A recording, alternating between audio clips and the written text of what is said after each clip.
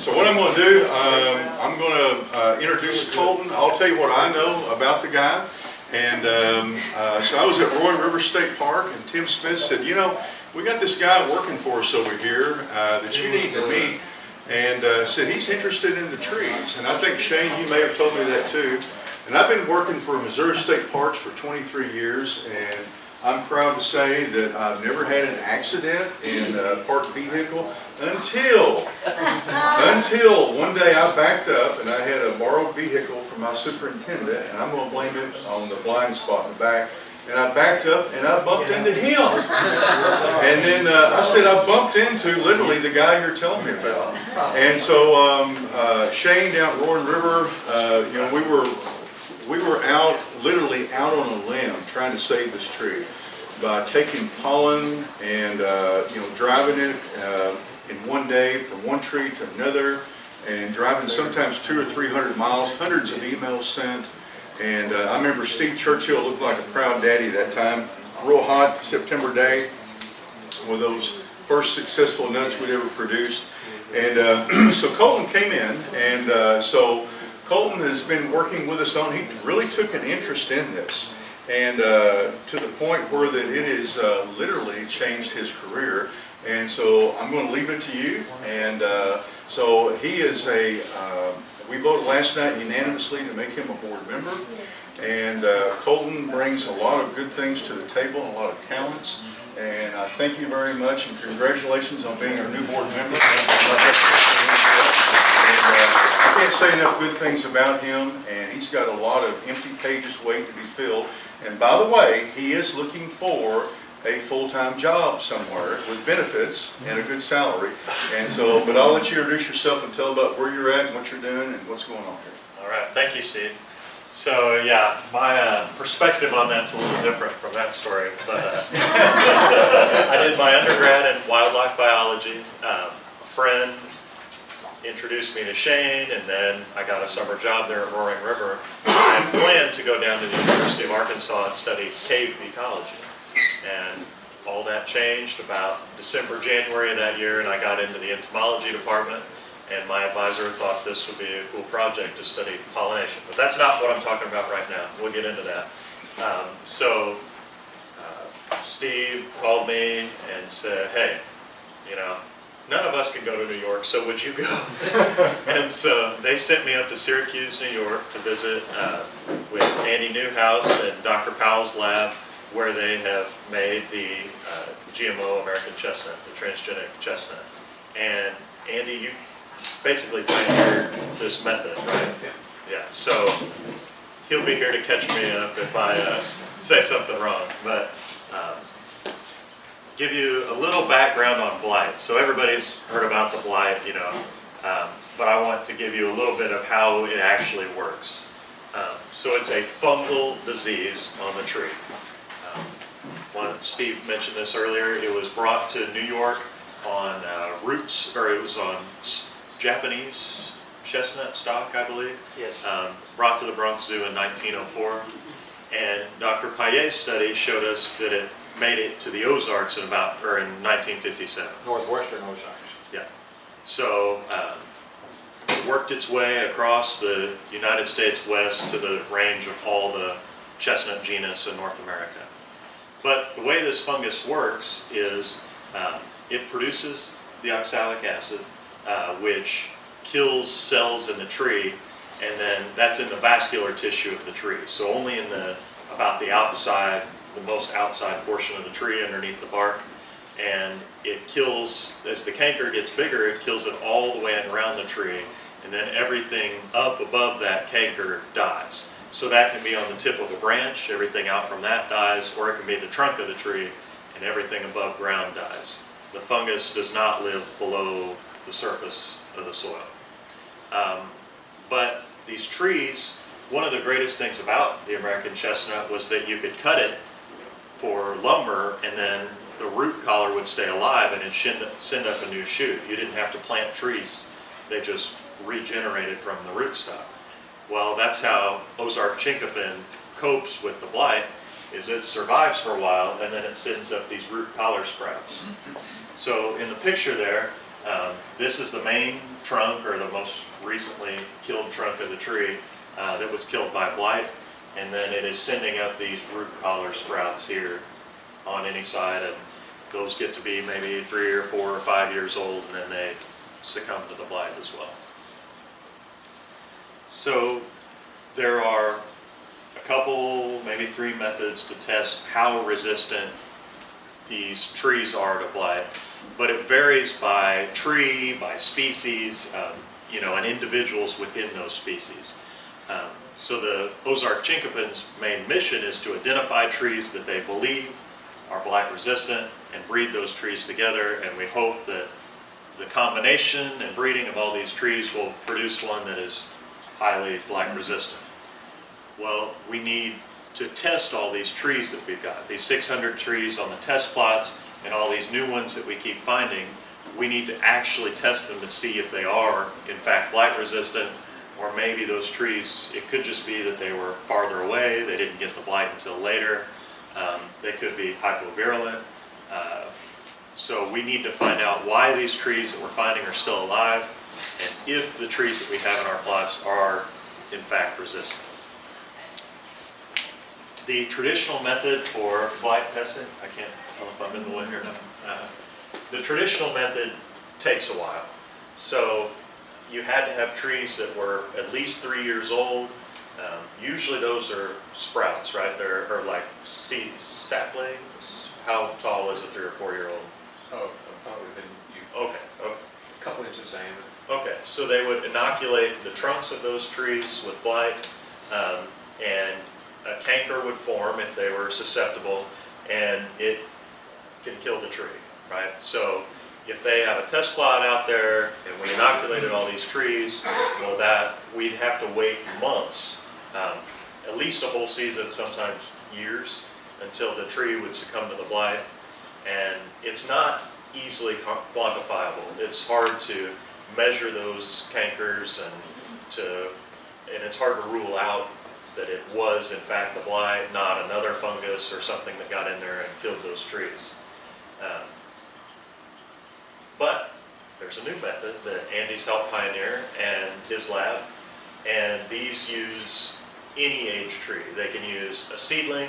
As long as it's got a few leaves, we can take 1 or 2 or more, all the way up to our state champion trees and our world champion trees. We can take leaves from those and test them, and we can find out in around a week, between 5 and 10 days, we can find out how blight resistant they are.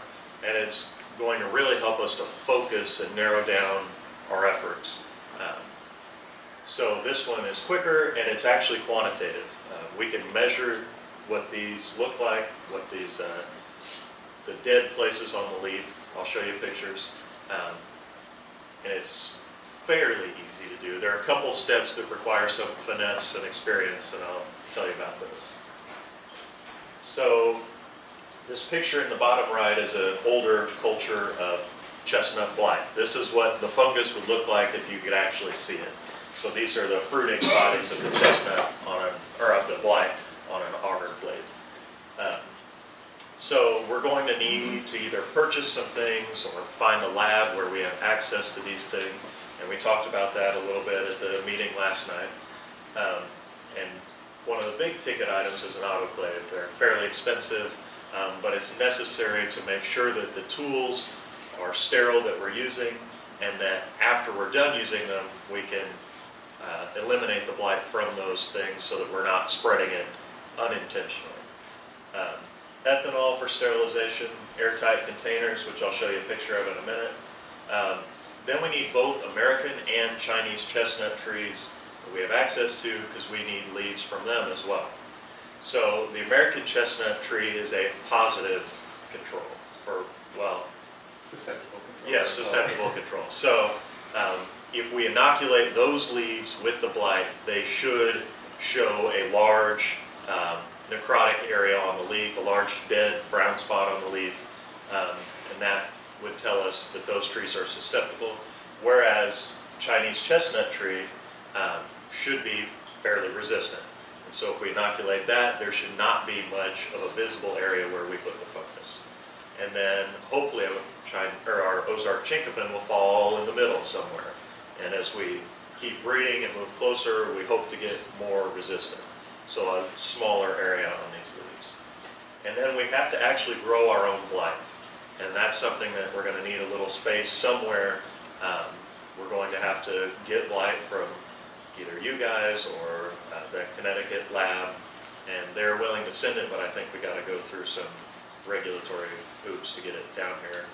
We could get our own here, but that might be a little more difficult. It'd be easier to get a pure strain that they already know which strain of blight that it is. There's a bunch of different, they talked about it, vegetative compatibility groups, and we need to make sure we're using the same one for everything. So this here is, you call it a fume hood? Laminar floating, so it pushes air, it pushes sterile air. Right, and so that keeps these dishes from getting contaminated with outside fungus or bacteria that we're not wanting in this study. So it blows that clean air over the top and keeps our keeps our stuff sterile. Anyway, right, and it needs to be an actively growing stain. So in the picture, he's cutting out a chunk from an old plate. He'll put it in this plate, and then the fungus will radiate out from that spot, and you take little plugs from the growing edge, the leading edge of that fungus, so that we know it's active and healthy and will give us the answers we're looking for. So this is one of those two steps that requires a little bit of finesse. Leaves must be collected in the spring, or at least while the tree is adding new growth. So here on the picture, this is the previous year's growth with the brown stem, and then the green stem is growth of the current year. And this is just the branch of a fairly tall tree. It's not a young tree. And in one of his publications, he mentioned that it's the Goldilocks leaf. You need to find one that's not too old, not too young, but just right. And the way you can tell is these leaves out here on the outside are not fully expanded, and they're usually a different color than the ones that are. On the American chestnut, they were a little more red. These seem to be a little more orange or yellow. So this leaf here might be pretty close to fully expanded, and then these back here might be too firm. So you try to find one that's in the middle that's perfect for this study. And since all of our leaves will come from the wild, we'll have to wash them in a mild detergent to remove any foreign bacteria, fungus that we do not want to be in the leaf. So here are some of the steps a little closer up. All the leaves get labeled, so out there at the test plot, each of the trees have a certain number on them. So we can just write that number with Sharpie on the bottom of the leaf. Then we will mark an area that's 5 millimeters long, and that will be where we scar the leaf tissue with a razor blade, and it has to be in the mid vein of the leaf. So that is similar to how the blight actually works. So blight doesn't normally attack the leaves, but it does attack vascular tissue. And so the mid vein of the leaf, of course, is vascular tissue, and it gives us a proxy for the overall blight resistance of the entire tree. Okay, so we scar the leaf there with the razor blade, and you don't want to cut all the way through, you just want to make about a halfway through the mid vein and incision. And then he cut these plugs out of the fungal culture, and then they are pressed onto the leaf. That is the second one that requires a little bit of expertise. This is where it's the make or break step. If you don't get the plug in there firmly, then the fungus won't take, and if you push it in there too firm, it smushes all over the outside and it will contaminate the area around the leaf. But in a perfect scenario, this would be what we might be looking for. So these large areas of dead tissue, that's what the necrosis is, or a dead area of the plant. So if I was guessing, I'd say susceptible American chestnut, resistant American chestnut, and then Chinese. All right, perfect. So they'll measure the length of these lesions or the necrosis, and you can also measure the width. Now they have fancy computers that take a picture of it and they measure out the area of this necrosis much more precise. At the stage we're at, we don't necessarily need it to be that exact yet. Length would be satisfactory. If we measure it at the widest point and estimate area, that would be fine as well. As long as we do it the same with every one, we can still figure out relative resistance of the trees. So here's a closer picture. You can see the ends of the necrosis there, the necrotic area. So the timing is fluctuates a little on these as well. If the susceptible one does not have a large necrotic area, you give it a couple more days. So anywhere between 5 and 10 days is usually fine. And I already mentioned that. So here's a graph from Andy's publication on this.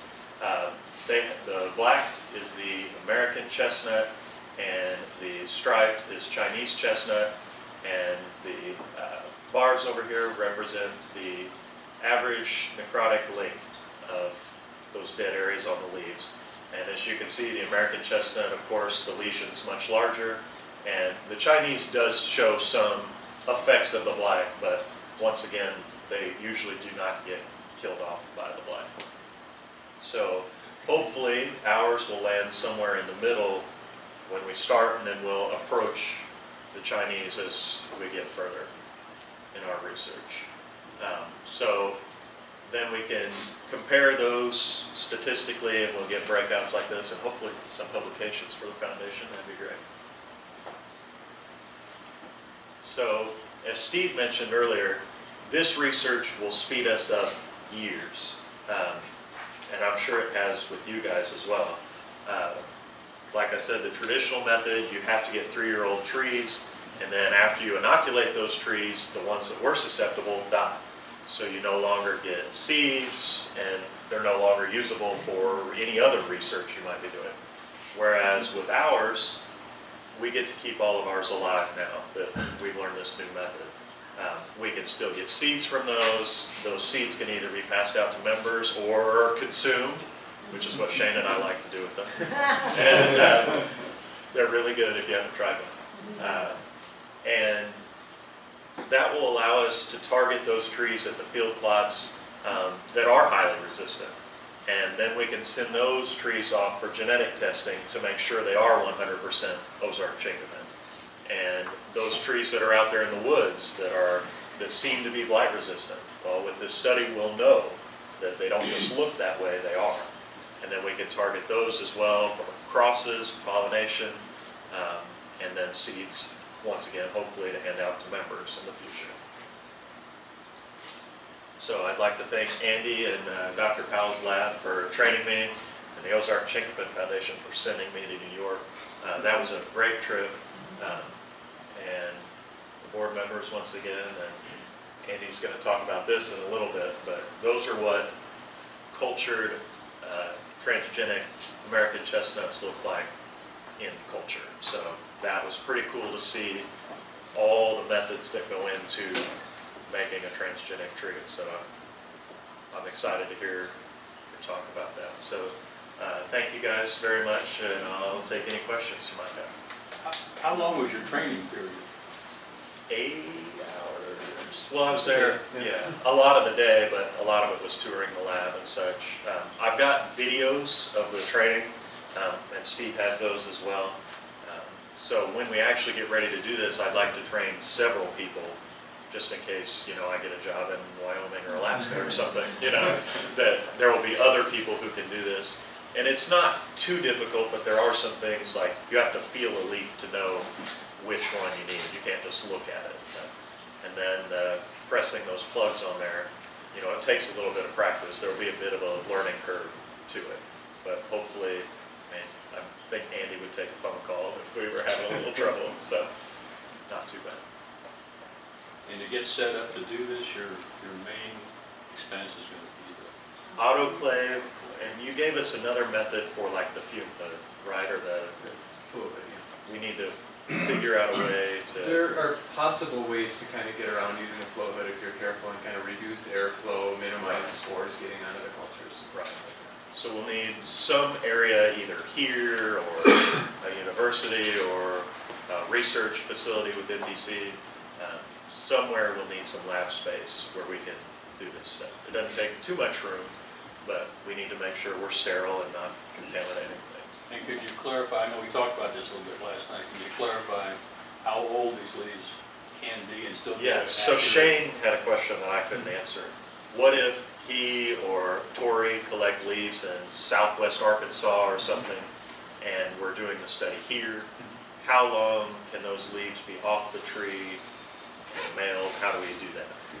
We haven't tested length of time, but just from kind of what I've noticed, say as long as the leaf is still fresh. So if you can keep it cool and damp, I would imagine you could use it the next day. I wouldn't keep it more than a few days, but that's, again, I haven't tried it. So in And a, also keep all the leaf types the same.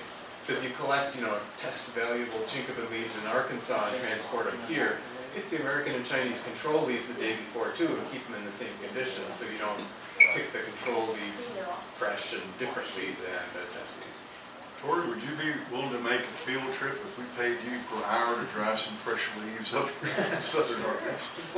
Don't just set them in the sun somewhere. right, so in a bag with a wet paper towel and a cooler. Right. So possibly overnight mail if we had to, or, I think that would be a possibility. okay. I may be confused, Jeremy. I understand you take the leaf off the tree, Yes, then inoculate it, yes. and how long does it take for the lesions to appear?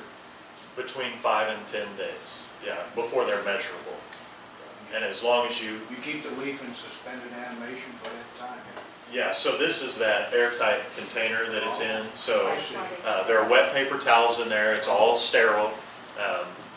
And you put water on the paper towel, you leave them in there in a room temperature, dark area, and it does its thing. How many can you do at one batch? Well, you guys do what, 5 or 6 sleeves per We container? per tray, And then but you do as many trays as you want. I usually try and get, say, 10 leaves per tree, per tree type, and then we test maybe 5 to 6 different.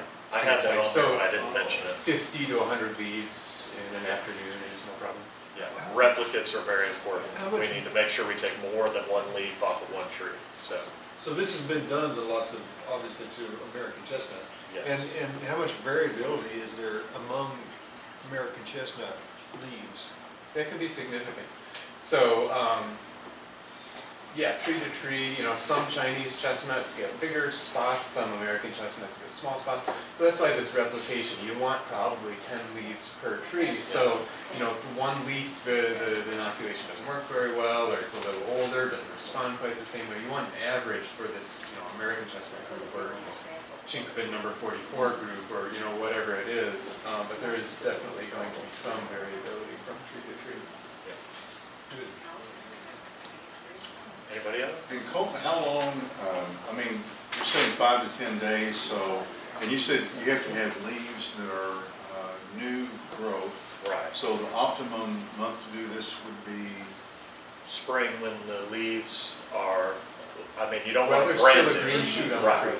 right. So, tree puts on new growth for a few months, 2 or 3 months.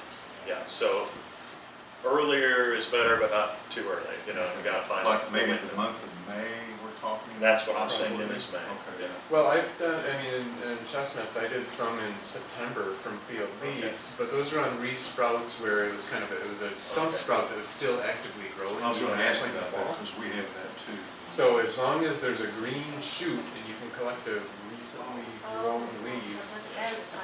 And Chinese and American. Right. Yeah, we gotta have all 3. Pitcher control. So, yeah, because it's relative. This study just places it on a gradient that we have to find out what that gradient is with the positive and negative or susceptible and resistant controls, so. Do you need the Chinese and American chestnut controls for ours too? Yes. Where are we yes. gonna get those? There are nurseries that are going to provide us with some, and then, did we plant the American chestnuts? No, I haven't got them back from you yet. We need to go ahead and plant those now, I guess. I can I make think them, it might I be can too make late. them, Grow your own. I can make them go. I know it's not the right time of year, but I But, can do it. yeah, Andy sent me with some American chestnut, and I think I gave them to Tim. I We gave can them to send Tim. you. Yeah, so, So conceivably, we could be ready next spring. yes, That's what we're that's the shooting goal, for, yeah. That's what we're shooting for. So, and the American and Chinese can be in pots, like, that way we wouldn't have to, wash those leaves. If they were kept in a controlled area, it'd be easy to get to. And, Good stuff. yeah.